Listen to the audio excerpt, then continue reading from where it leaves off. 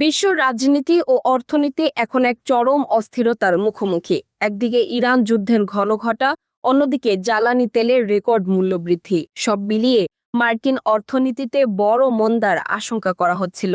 কিন্তু সবাইকে চমকে দিয়ে এপ্রিল মাসের জব রিপোর্টে ভিন্ন এক চিত্র তুলে ধরেছে। যুদ্ধের উত্তাপের মধ্যেও কিভাবে আমেরিকার শ্রমবাজার নিজের শক্তিমত্তা প্রমাণ করলো, সাধারণ মানুষের পকেটে এর প্রভাবই বা কি, বিস্তারিত থাকছে আজকের বিশেষ প্রতিবেদনে।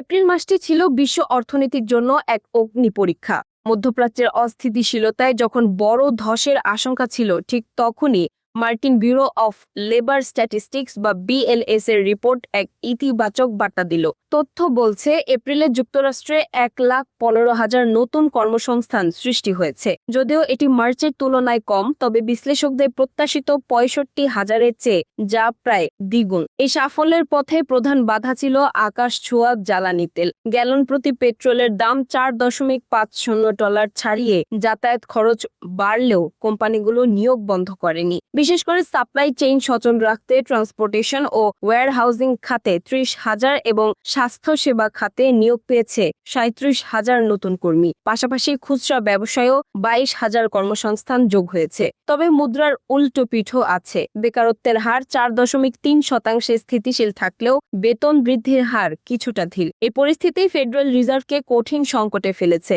একদিকে অর্থনীতি শক্তিশালী করার চাপ, অন্যদিকে যুদ্ধের প্রভাবে বাড়তে থাকা মূল্যস্ফীতি। সব মিলিয়ে যুদ্ধের অগ্নিগর্ভ পরিস্থিতির মধ্যেও মার্কিন অর্থনীতি তার স্থিতিস্থাপকতা বজায় রাখতে সক্ষম হয়েছে।